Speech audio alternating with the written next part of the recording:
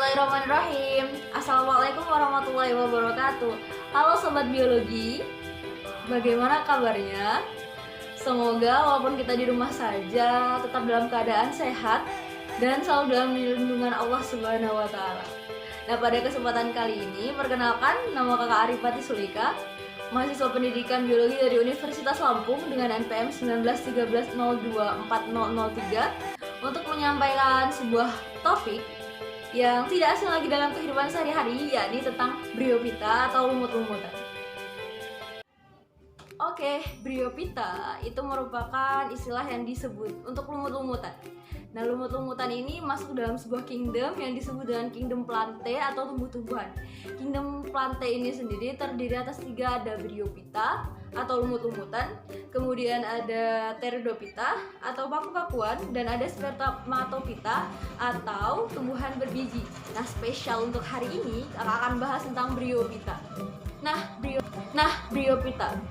Bryophyta merupakan tumbuhan lumut.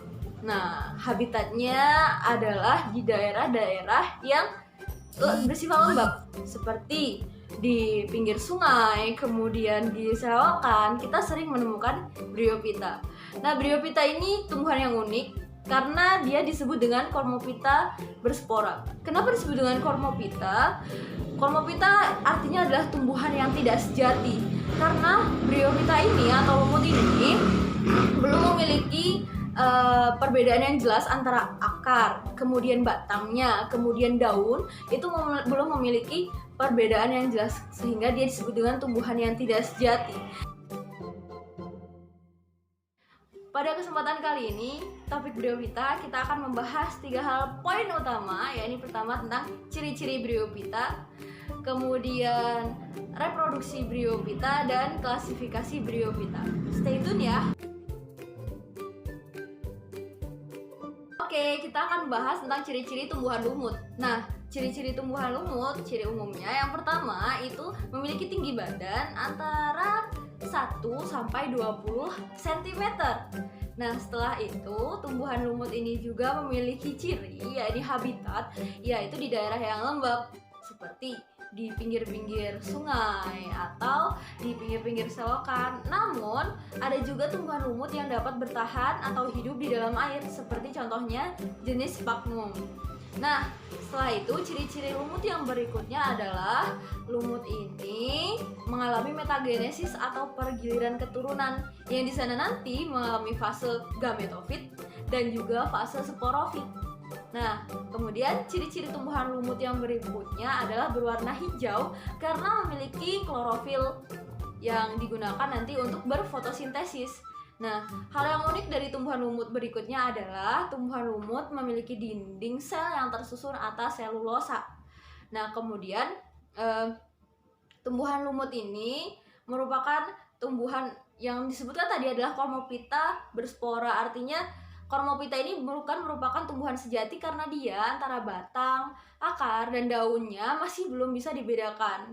Masih belum ada perbedaan yang jelas antara ketiga komponen tumbuhan tersebut. Nah, yang terakhir yang pasti adalah tumbuhan lumut merupakan tumbuhan multiseluler karena terdiri atas banyak sel.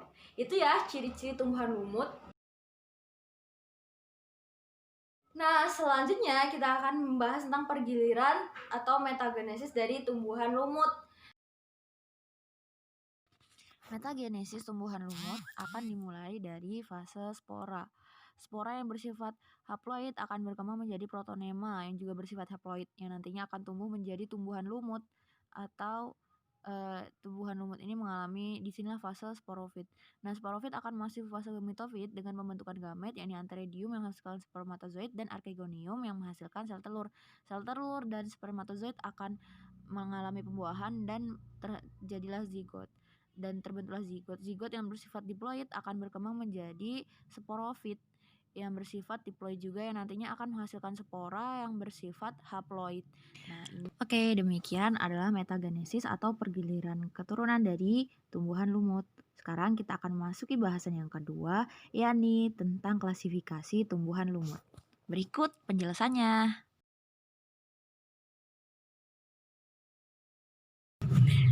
Tumbuhan lumut diklasifikasikan menjadi 3 kelas, yaitu lumut daun atau Bryophyta, kemudian ada lumut hati atau Hepaticophyta, dan lumut tanduk atau Anthoceratophyta.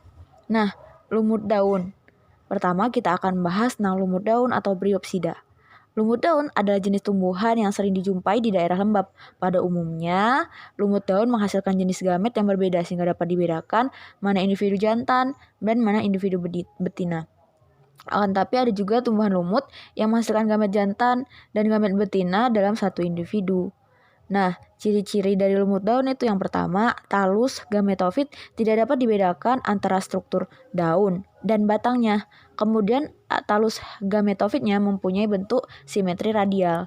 Kemudian archegonium dan antheridium terbentuk pada ujung gametofit di antara daun dan kemudian tumbuh sporangium. Nah, kemudian pada talus sporofitnya merupakan sporangium yang menumpang pada ujung batang dari talus gametofit. Kemudian gametofitnya itu tumbuh tegak atau merayap. Kemudian daunnya hanya terdiri atas satu lapis sel dengan rusuk tengah tersusun melingkari batang atau spiral.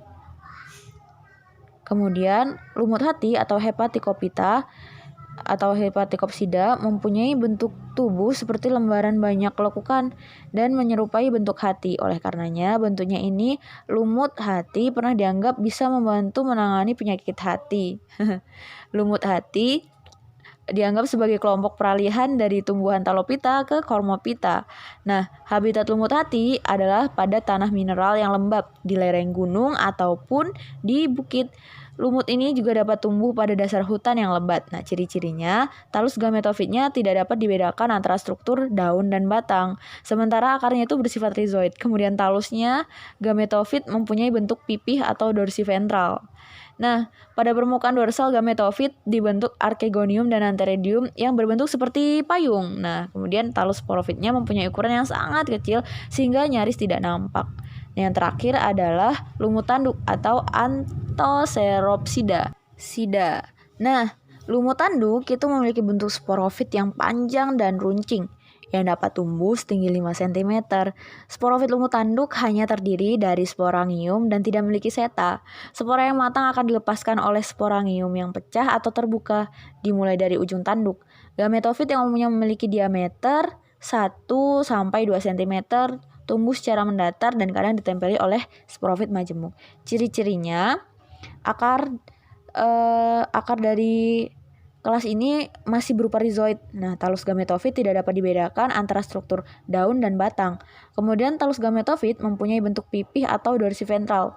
Kemudian terciptanya sel gamet di permukaan dorsal talus gametofit. Kemudian talus sporofitnya menyerupai bentuk tanduk atau jarum yang ramping dan pertumbuhannya terjadi sebab pembelahan sel-sel dasar pada daerah kaki.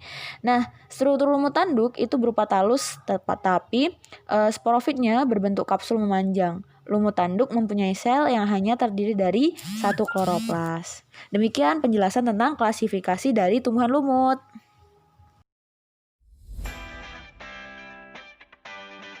Mungkin cukup sekian ya pembahasan untuk video pembelajaran tentang Bryophyta pada kesempatan kali ini. Saya mohon maaf apabila terdapat kesalahan dalam penyampaian tadi. Kepada Allah saya mohon ampun. Terakhir, biokan hidupmu, lojikan impianmu. Semangat. Wassalamualaikum warahmatullahi wabarakatuh.